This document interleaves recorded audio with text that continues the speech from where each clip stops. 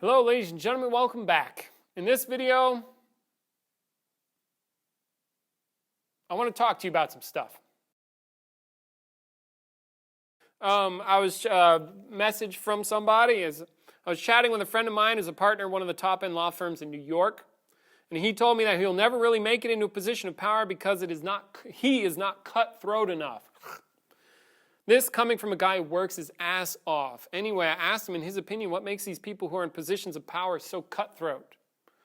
And he said because they are obsessed with their images of themselves. But it got me to thinking about something related to what I sent you earlier about a potential video topic, which I just shot a little bit ago. And that is survival is fucking cutthroat. I think it's something that I haven't really faced before in my own life, but if you're going to function at all as a person in the domain of survival, then you're dealing with a cutthroat motherfucker that is eventually going to destroy you. And no amount of wishful thinking, fantasizing, meditation retreats, thoughts about bliss, love, and togetherness is going to remove that underlying fact. We're fortunate in this generation that we haven't faced World War II or the Great Depression or whatever. But I think that instead of running from this ugliness by chasing after bliss or pleasure, it might be better to really face it, deal with it, accept it. Anyway, I hope this provides you some value. I think a lot of people I'm around are dealing with this. Hey, awesome, cool. Thanks for writing in again. Oh, sounds like the wind's picking up. We're supposed to have high winds tonight. And I think it just started. Probably getting cold too. Anyway. Okay, so let's start here because there's a few different things. I'll never make it into a position of power because he's not cutthroat enough. So the guy who works his ass off. So as I was considering what you wrote, and again, thank you for writing in, he said that people are obsessed with their images of themselves, but it got me thinking about something. So I'm going to take that first block and say some things. So about being cutthroat and about being a high-end lawyer. Now, if you get into being a high-end lawyer and there is this cutthroat, like super jacked up people that are totally obsessed with their image and this like, yeah, my image needs to be this kind of lawyer. Now, I get that, and it does seem to me like I see the lawyer signs on the highway, at least down here in Texas. There's always like, they get the best phone numbers too, by the way. That probably costs them an arm and a leg. Anyway, it's always like all fours. It's like, can't forget that one. It's all the same digit or whatever.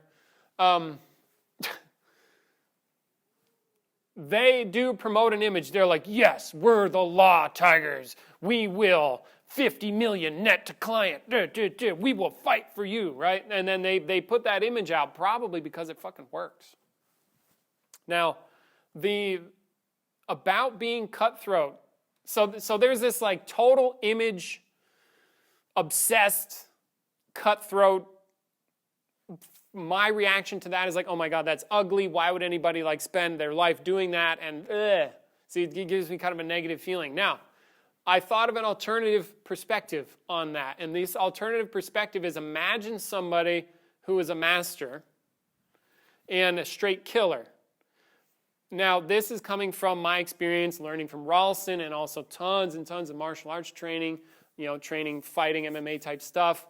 I like to throw that in there because martial arts, people thinking traditional, no. I mean like actual fighting type stuff. Skill, yeah.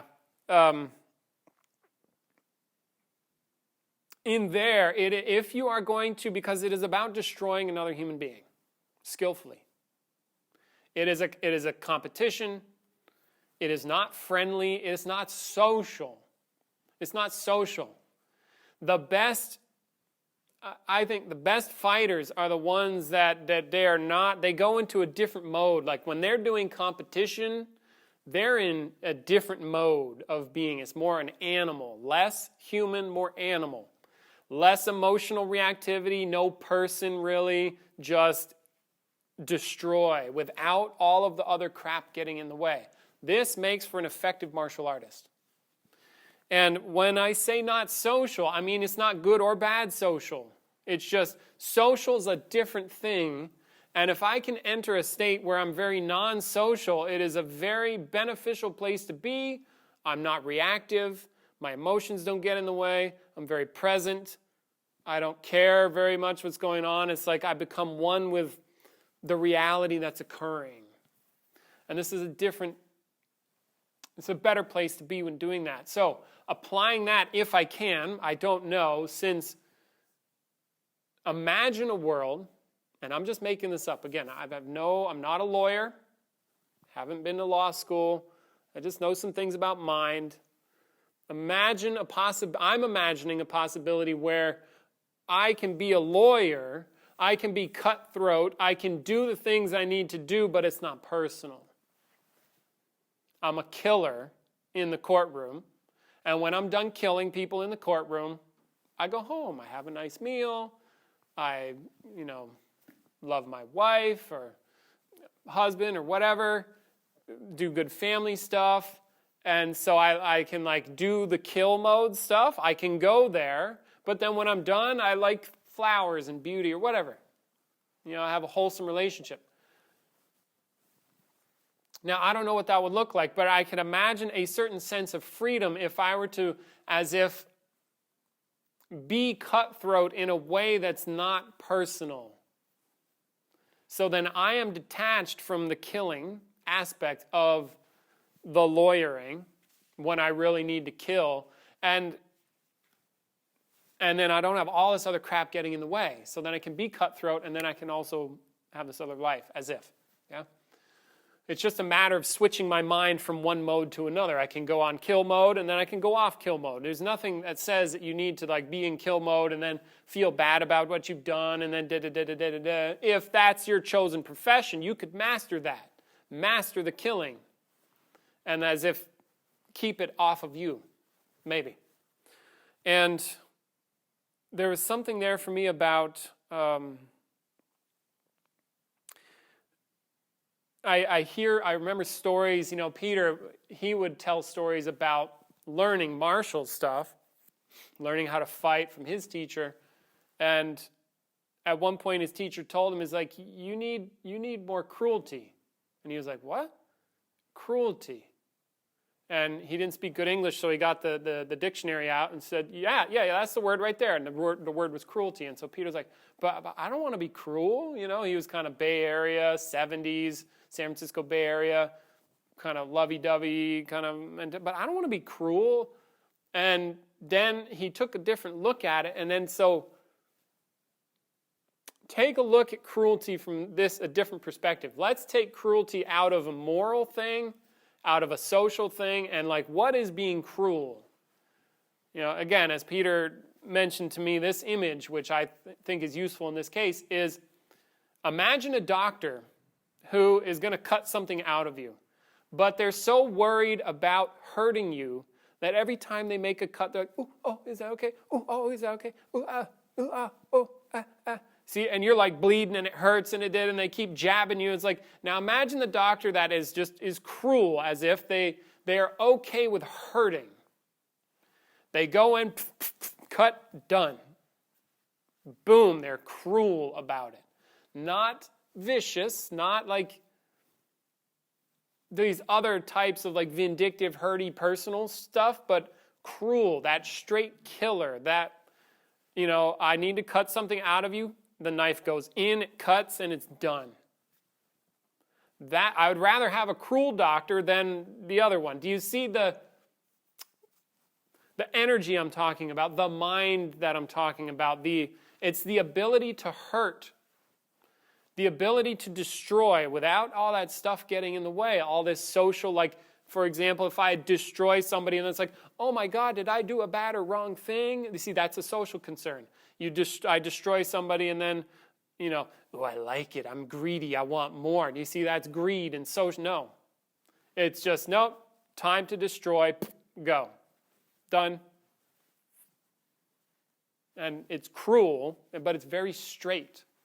It's no frills. It's to the point. Now, the people I've run into that are masterful in the fighting domains, they've got that. They know when there's an opportunity, they take it. It's over. And they don't think about it. They don't worry about it. They don't have all this other stuff. You see? So perhaps some of that energy could be useful in your chosen domain. And this is aligned with what I think of when I think of a master. Imagine, I would prompt you to ask these questions of yourself, like, what would a master lawyer look like? Or could I master being a lawyer in such a way that it's transcendent, which is to say that it pushes me beyond myself? And what I mean by this is, and I'm thinking of people that don't look into principles, it's like, if I'm going to be a lawyer, what is the principle of effective lawyering look like? Not what do I want, not what is my social proclivities, what is my emotional makeup, is no, what is mastering being a lawyer about? And then it takes it out of being a person and more into being like a master. You know, I'm sure there's aspects, like I'm sure there's artistry to being a lawyer. You know, you probably have to craft stories.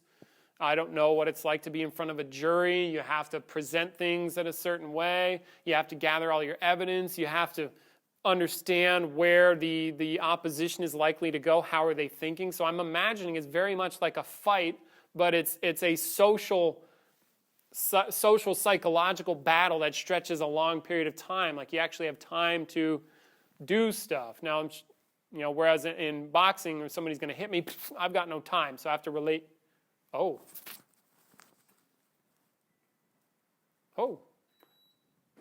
Yep, the power just went out. I'm glad we have a generator. So I'm imagining lawyering like this, where you're a master. Because if that's your chosen field and you want to excel at the field, I think there's a way to do it that isn't, like you can be cruel without, you can detach yourself from social norms or social niceties to do the job and then bring them back when you need them, all right? So, yeah, it's getting really windy. Okay, so that's what I have for you in that domain.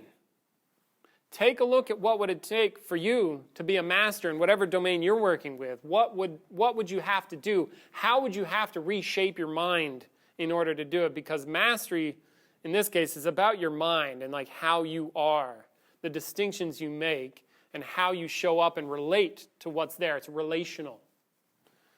Okay, and you can relate in ways that are ineffective. You can relate in ways that are effective. You can relate in ways that cause you a lot of stress. You can relate in ways that are calm.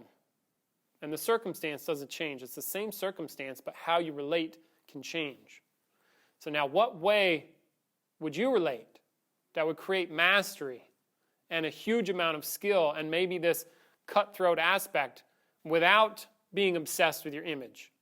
Because who says you have to be cutthroat and be obsessed with your image at the same time? I don't think there's a rule that says you need to do that.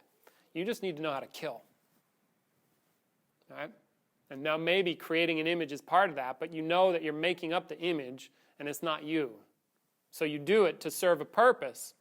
And then when its purpose is fulfilled, then change back, do whatever. Okay? So thanks for writing you on this one. Adam, I think I got some more on that second part, but it's going to make it into a different video, so stay tuned. Ladies and gentlemen, thank you for watching. I'm Brendan Lee. I'm in support of consciousness and skill worldwide. Check the links, write me a comment, write me an email, come to a workshop, do all of the things. More importantly, live your life how you want to live it. All right? Much love. Take care. Till next time. Bye.